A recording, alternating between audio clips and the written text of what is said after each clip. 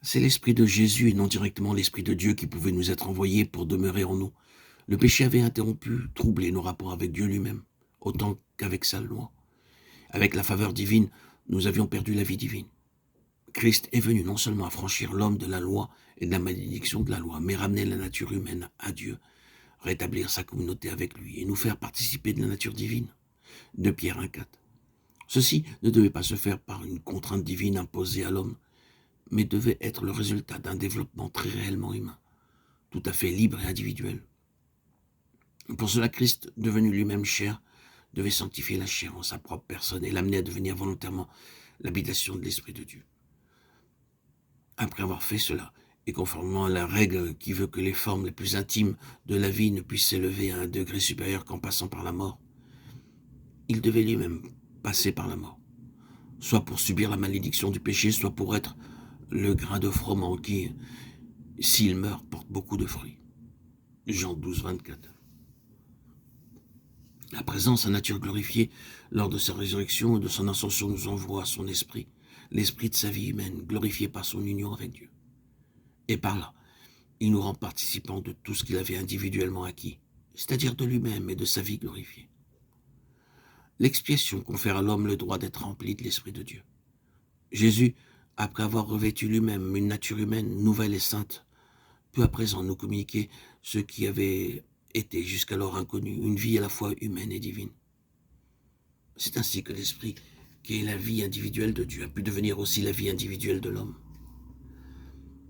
Et c'est parce que l'Esprit est le principe vital de Dieu lui-même qui peut être aussi le principe vital de l'enfant de Dieu. L'Esprit du Fils de Dieu est ainsi en nous, l'Esprit qui crie « Abba, Père ». C'est de cet esprit-là qu'il est parfaitement vrai de dire le Saint-Esprit n'était pas encore, parce que Jésus n'était pas encore glorifié. Mais à présent, Dieu soit loué. Jésus a été glorifié. À présent, l'Esprit de Jésus glorifié est à nous, et cette promesse peut s'accomplir. Qui croit en moi, des fleuves d'eau vive couleront de lui. L'œuvre qui s'est opérée au moment où Jésus fut glorifié est actuellement et à jamais une réalité. Quand Jésus est entré dans le lieu très saint avec notre nature humaine, il a été, comme le dit Pierre, élevé par la droite de Dieu. Et il a reçu du Père le Saint-Esprit qui avait été promis. Acte 2, 33. C'est pour nous représenter qu'il a été admis comme homme, comme la tête de l'humanité, dans la gloire de Dieu. C'est alors que sa nature humaine devint le réceptacle aussi bien que le dispensateur de l'Esprit divin. Depuis ce moment, le Saint-Esprit a pu descendre jusqu'à nous comme l'Esprit de Dieu. Homme étant à la fois très réellement l'Esprit de Dieu et tout aussi réellement l'Esprit de l'homme.